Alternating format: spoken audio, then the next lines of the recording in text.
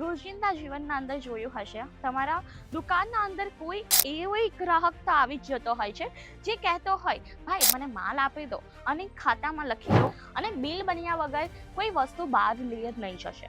બરાબર. તો એના મતલબ એ કસ્ટમરને પણ વિચાર આવશે કે હા ભાઈ, કોમ્પ્યુટર પર બિલ બને છે, હું તમને કાલે પૈસા આપી દઈશ કે પરમ દિવસે પૈસા આપી દઈશ. કે પછી તમે ઝારાના સ્ટોરમાં જઈને આવું કીધું છે કે ભાઈ ઉધાર આપો ને, આ ડ્રેસ મને બહુ જ વધારે ગમે છે, હું તમને કાલે પૈસા ન કે. કારણ કે હવે મારા કઝિન લોકો આવે તો હું એમને એમ તો નહીં કહી શકો ને કે ના ભાઈ ઉધાર નહીં આવું તેવું નહીં. તો એ ત્યારે તમે એ ટાઈમે એવું કહી શકો જ્યારે તમારા રિશ્તેદાર થઈ ગયા. પણ જ્યારે તમે સસ્તી અને સરસ એવી વસ્તુ મૂકશો તો ઉધાર આપવાની વાત જ પતી જશે. અને જો તમને સસ્તી અને સરસ એવી વસ્તુઓ જોઈતી હોય.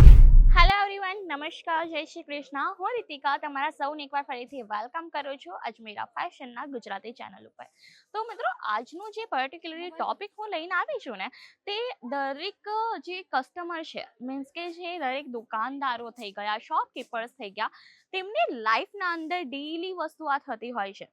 તમે જોયું હશે તમારી લાઈફના અંદર કે તમે રોજિંદા જીવનના અંદર જોયું હશે, તમારા દુકાનના અંદર કોઈ એવો ગ્રાહક તો આવી જ જતો હોય છે જે કહેતો હોય, ભાઈ મને માલ આપી દો અને ખાતામાં લખી લો, હું તમને પછીથી પૈસા આપી દઈશ.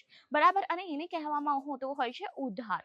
તો ઉધારીને આપણે કેવી રીતે ના પાડવાની એ આપણે આજે શીખવાના છે. જો મિત્રો, ડાયરેક્ટલી કોઈ પણ કસ્ટમરને તમે ના પાડશો તો એ બીજી વાર આપણી શોપના અંદર નહીં આવે. બટ આપણને એને બીજી વાર શોપના અંદર બોલાવવો છે અને ના પણ નથી પાડવી ઉધાર આપવા માટે.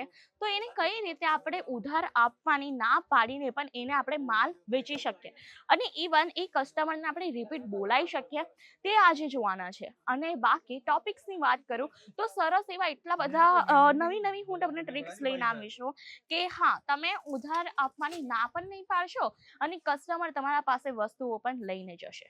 જો તમારે છે ને ક્યારેય સીધું ના નથી પાડવાની.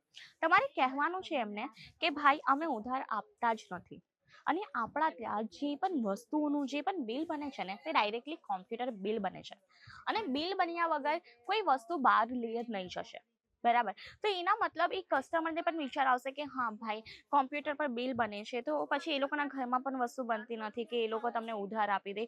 તો જે ગ્રાહક છે ને, ત્યાં 70% તો વસ્તુ પૂછશે જ નહીં અને બીજી વાર બોલશે જ નહીં. અને ઘણી બધી વખતે કેવું થઈ જતું હોય છે કે આપણે ખાલી કાચું બિલ બનાવી દેતા હોય ને, તો કસ્ટમર બોલતા હોય કે ના ભાઈ યાર, આપી દો ને. એક બે ત્રણ વાર કસ્ટમર બોલી પણ જતા હોય, ગ્રાહક બોલી જતા હોય, તો આપણને સારું ન લાગે અને આપણે આપી દેતા હોય છે.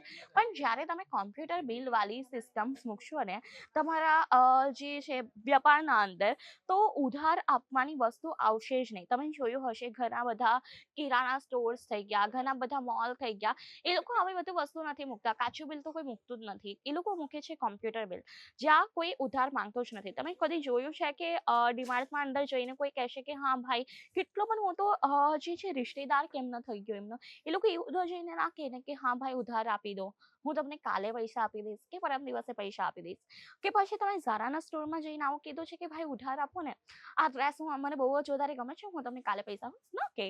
કારણ કે એક વસ્તુ છે કે એ લોકોને બધાને ખ્યાલ છે કે એ લોકોના ત્યાં જે કોમ્પ્યુટર બિલ બનતા હોય, કેટલા પણ કરીબી રિશ્તેદાર થઈ ગયા કે પછી શોપકીપર થઈ ગયો કે પછી શોપ સેલ્સમેન થઈ ગયા, અમુક વખત એવા પણ હોય છે કે સેલ્સમેનના ફ્રેન્ડ આવીને કહેતા હોય કે ઉધાર આપી દો. બટ ત્યાં એ વસ્તુ થતી નથી કારણ કે ત્યાં કોમ્પ્યુટર બિલ હોય છે. અને તમે નાના કિરાના સ્ટોરના અંદર જોયું હશે કે હા, ત્યાં ઉધાર ખાતું ચાલતું હોય. કેમ કે એ જ વસ્તુ થતી હોય કે ત્યાં કોમ્પ્યુટર બિલ નથી. તો જે તમે એમ કહેશો ને કે હા ભાઈ, આપણા ત્યાં કોમ્પ્યુટર બિલ પ્રોપરલી બને છે, તો અમે ઉધાર આપી શકતા નથી અને બધા માટે રૂલ સરખો હોય છે. તો ત્યાં તમે કસ્ટમરને ડાયરેક્ટલી ના પણ નહીં પાડશો અને એને પ્રોડક્ટ પણ આપી દેશો અને એને ખોટું પણ નહીં લાગવાનું. હવે આપણે એ તો જોઈ લીધું કે કોમ્પ્યુટર બિલ બનાવીને કે આપણે ગ્રાહકને ઉધાર નહીં આપીશું. પણ ઘણી વખતે છે ને ગ્રાહક નજીકનો હોય છે. જેમ કે હવે મારી દુકાન છે, હવે મારા કઝિન લોકો આવે તો હું એમને એમ તો નહીં કહી શકું ને કે ના ભાઈ ઉધાર નહીં આવું તેવું નહીં.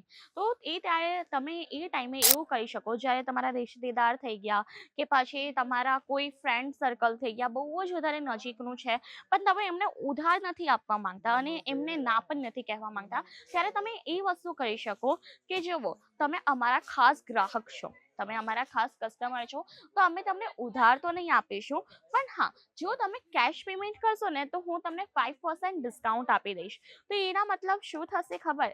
ગ્રાહકને સારું લાગશે કે હા, આ મને ઉધાર આપવાનું ના પણ નથી પાડતો અને ઇવન આ મને ડિસ્કાઉન્ટ પણ આપે છે. તો એ ટાઈમે એ થશે કે તમે ઉધાર પણ નહીં આપશો એમને, અને સાથે સાથે કસ્ટમર પણ ખુશ થઈને અને તમારા પાસે રોકડા પણ આવી જશે. તો આ વસ્તુ તમે જ્યારે એકદમ નજીકના કસ્ટમર્સ છે ને ત્યારે કરી શકો, અને આ કોમ્પ્યુટર બિલના અંદર પણ શક્ય થઈ શકે, કારણ કે તમે ડિસ્કાઉન્ટ આપો છો, નથી કે ઉધાર આપતા, રાઈટ? તો તમને કેશ પેમેન્ટના અંદર આ 5% ડિસ્કાઉન્ટ વાળું ટ્રીક ટ્રાય કરી શકો જ્યારે કસ્ટમર તમારા જે છે નજીકના રિશ્તેદાર હોય કે પછી એકદમ ખાસ કસ્ટમર હોય ત્યારે. પણ તમે કોઈ દિવસ વિચાર્યું છે ગ્રાહક ક્યારે ઉધાર માંગે છે? જુઓ મિત્રો, ગ્રાહક ત્યારે જ ઉધાર માંગે જ્યારે તેને વસ્તુ મોંઘી લાગતી હોય અને તેને એ વસ્તુની જરૂરિયાત હોય, ત્યારે એ વસ્તુ કહે છે કે મને આ ઉધાર આપી દો.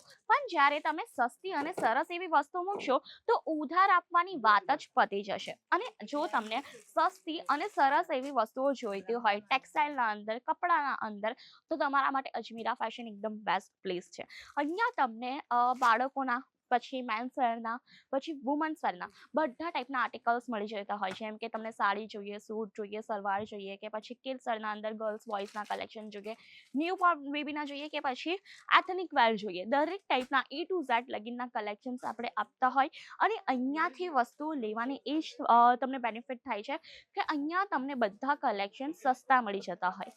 અને સસ્તા અને સારા કલેક્શન તમે અહીંયાથી લેશો તો ઓબ્વિયસલી વસ્તુ છે, માર્કેટના અંદર માર્જિન તમે સરસ મૂકશો તો પણ તમારું કલેક્શન બધા લોકોને સસ્તું લાગશે, કારણ કે તમારી જે મૂળ કિંમત છે તે તમે એક એવરેજ રેટથી પરચેસ કરી છે, એટલા માટે તમે માર્કેટના અંદર પણ એવરેજ રેટ મૂકીને સેલ કરી શકશો અને માર્જિન પણ સરસ એવું મળશે.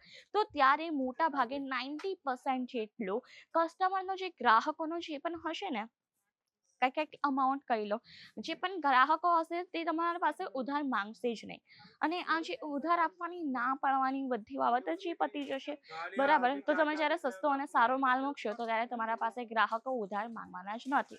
તો મિત્રો, ઉધારી એ ધંધાનું કેન્સર છે. પોતાના ધંધાને ઉધારી મુક્ત બનાવો અને દફાદારક બનાવવા માટે અજમેરા ફેશન સાથે આજે જ જોડાવો. અને આ ટાઈપના વિડીયોઝ જોવા માટે કરી દેજો આપણી ચેનલને like, share, subscribe. Thank you.